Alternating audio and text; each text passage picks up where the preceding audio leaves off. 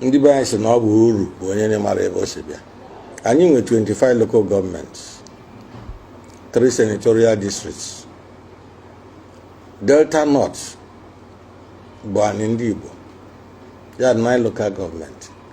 Delta Central bụ ndị Soko na ndị Orobo, 8 local government kafanwa. Delta South fa bụ ndị Ijo na ndị Chakiri, 8 local government. So ndị Igbo nwere more local government na Delta State than ndị ọzọ. Afa gị bụ Okeke, afa gị bụ Okafọ, afa gị bụ Nwachukwu, esi n'iburu Igbo gị ka ịbụsị. Anyị ma na o nwere ndị si Benin na ndị ọzọ bịa sha ibi na Igbo East.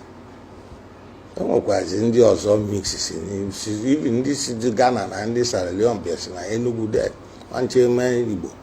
You know, the same thing ka anyị nọ na Anioma. Anioma basically bụ ndị Igbo. Nkobali ndị Asaba ya bụ Ahaba bụ Nteje ka fasibịa Ọkpana bụ Nri, Ọwa bụ Nri, Igbanke bụ ndị bụ Ogbemodiafa bụ Nri, Ọgwashi Ugwu bụ Nri, Igbuzo bụ Isu na Nri. Mana o nwekwa within the group ịbịa afọ dịka na-ebu dị na Oshimili local government, Oshimili North local government, ndị Ebu bụ the truly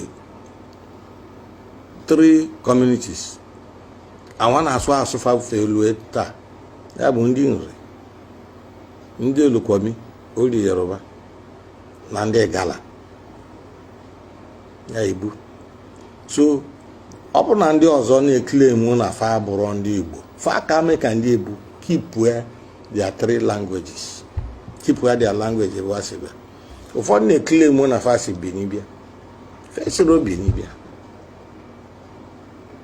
O nwere ndị a na-akpọ ndị nwe eze Chime, ya bụ dịka Uselokwu, Iselazagba, Obio,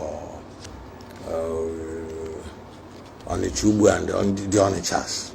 Okay, nnefa bụ onye Benin, mana nna fa bụ Chime onye Igbo dibịa. You know, so ụfọdụ kwere na fa bụ ndị Igbo, ụfọdụ kwere na fa bụrụ ndị Igbo. Mana ndị unu bụrụ ndị Igbo a na-asịsị fa wazizi aza afa ndị Igbo, ụmụ ụnụ niile na-asụ Igbo. Ọ bụrụ si Benin bịa ka ọ nọ si Isoko ka Orobo bịa, ọ na-aka na-asụ ọnụ ndị anwa na-aza afa ndị anwa.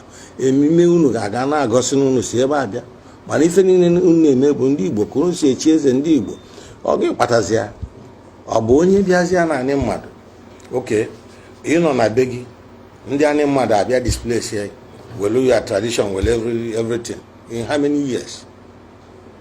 We lose their own language, superimpose on our own language. Therefore, ilufuzi ọnụ unu mba nke a bụrụ eziokwu.